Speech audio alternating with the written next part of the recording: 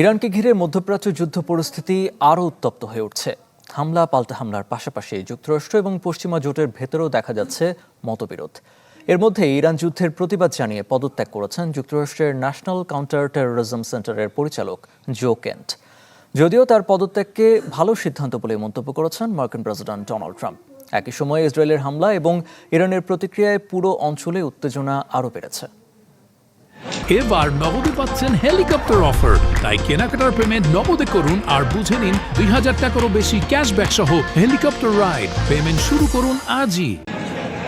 মধ্যপ্রাচ্যে ইরানকে ঘিরে যুদ্ধ পরিস্থিতি আরও জটিল আকার নিচ্ছে।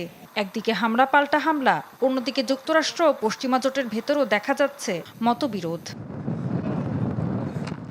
ইসরায়েলের প্রতিরক্ষামন্ত্রী ইসরায়েল কাটজ দাবি করেছেন ইরানের নিরাপত্তা প্রধান আলী লারিজানিকে হত্যা করা হয়েছে।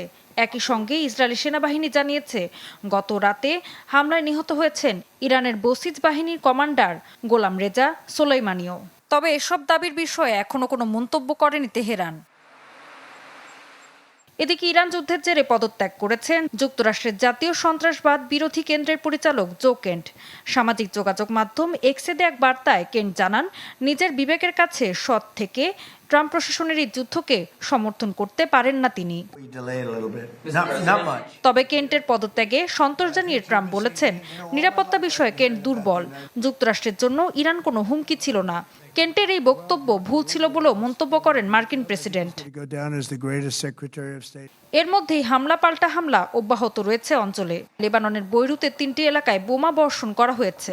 দক্ষিণ লেবাননে ইসরায়েলি হামলায় দেশটির সেনাবাহিনীর এক সদস্য নিহত এবং ৪ জন আহত হওয়ার খবর জানিয়েছে লেবাননের সেনাবাহিনী।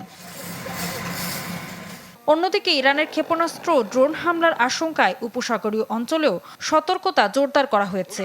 কাতার, সৌদি আরব, সংযুক্ত আরব আমিরাত ও কুয়েত জানিয়েছে তারা বেশ কিছু ক্ষেপণাস্ত্র ও ড্রোন প্রতিহত করেছে।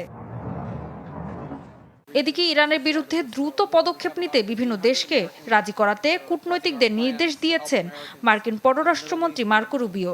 যুক্তরাষ্ট্র ভিত্তিক সংবাদ মাধ্যম এবিসি নিউজে এই তথ্য জানানো হয়। এরই মধ্যে মার্কিন পররাষ্ট্রমন্ত্রীর এই নির্দেশনা যুক্তরাষ্ট্রের সব কূটনৈতিক ও কনসুলার দপ্তরে পাঠানো হয়। নির্দেশনায় মার্কিন কূটনীতিকদের সংশ্লিষ্ট দেশগুলোর উচ্চ পর্যায়ে বিষয়টি তুলে ধরতে বলা হয়েছে। বার্তায় আরও বলা হয়েছে, ইরানের হুমকির মোকাবেলা একক নয়, বরং সম্মিলিত আন্তর্জাতিক পদক্ষেপেই বেশি কার্যকর হবে। ঋতু সাহা, চ্যানেল 24।